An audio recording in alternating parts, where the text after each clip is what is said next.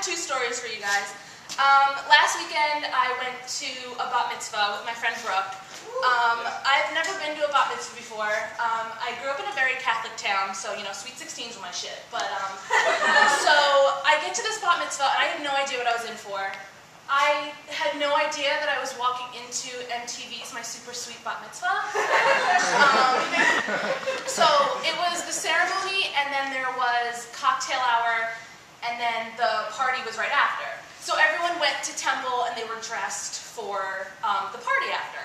So I walk in, and I look over, and I see like all these 13-year-old girls sitting there in like these little dresses that like stop like right here, and they got these heels on, and like some of you like perverts out there are probably like, that sounds so hot. I'm gonna go call Dateline NBC because that's legal. But,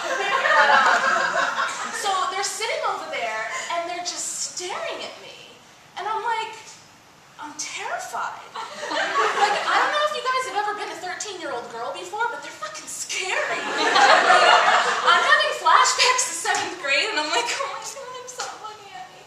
So I'm sitting there, and you know, so they're just being all scary and everything. So the ceremony's over, and we go to cocktail hour, and I realize, and the one woman who's walking around is the girl's mother, and she's wearing a floor-length white gown, and she's got her hair all done up and everything, and she had so much collagen in her lips.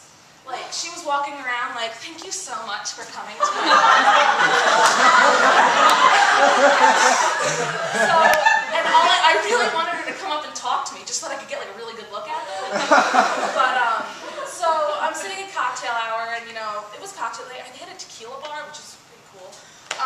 So I'm sitting there, and this curtain just opens up, and it reveals this like huge purple room. So I'm like, I gotta check this shit out. So I get up and I go in there, and it's a ballroom, and there's these pictures on the wall. And the pictures are of the girl whose bat mitzvah it is. But they're like 7-foot portraits that are like up on the wall. There's one of her with like a denim jacket, on the floor like this. Like, okay? It was kind of like that scene in Romeo and Michelle's high school reunion where Michelle has the nightmare about the reunion, and there's like all the pictures on the wall. So, I mean, if you haven't seen it, Netflix.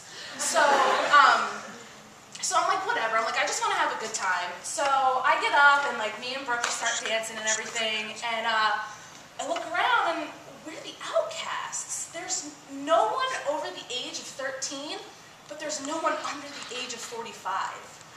So there's just me and her, you know, dancing, and then I look over, and my favorite thing is the moms that dance.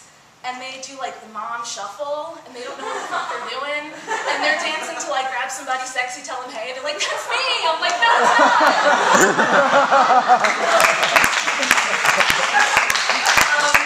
So you know, it was just like all sorts of entertainment. But the funny guy was her uncle, who was about this tall, about this wide, and he had some moves I have never seen before. He's spinning around, like doing cartwheels and shit. I'm like, he's really excited to be here. So one thing that I had never seen before, but I knew they were going to do, and I was really excited about it, was they put the girl in a chair, and they like lift the chair up and shit. So that was phenomenal. Like, I'd never seen that before. I'd only seen that in movies. Or there's an episode of the Rugrats where Tommy and Chucky are running around at all the weddings and stuff, and they're like lifting people up. So, yeah, so then like, you know, the night's winding down and everything, and like, you know, I'm starting to feel really bad for all the girls that are there, like all the girls and the kids that are there, because their parents are hammered. They are so drunk, they're like at the bar, they're like, give me more shots, keep them coming. And I'm like, stop. You're already dancing like a fool, and now you want to keep drinking? So, I mean, I didn't know how those kids were going to get home, but, you know, the way that they were dressed, they probably could have just gone out in the corner and, like... So, yeah, that was my fun bat mitzvah. But the other day, I was on Facebook, and every single one of you, I know you all have a Facebook. I want you to go on your Facebook, and I want you to find that kid that moved away in 3rd grade and just look them up. Because you all are thinking of one person in your mind, I know you all are, and this is the person who either pissed himself on the playground at recess, or snorted glitter, or ate glue, or just was a weirdo. Like, you all know who I'm like thinking of. So I'm on Facebook and I see this girl's status, and and this girl, I'm from New Jersey, she moved from New Jersey to Florida in 3rd grade.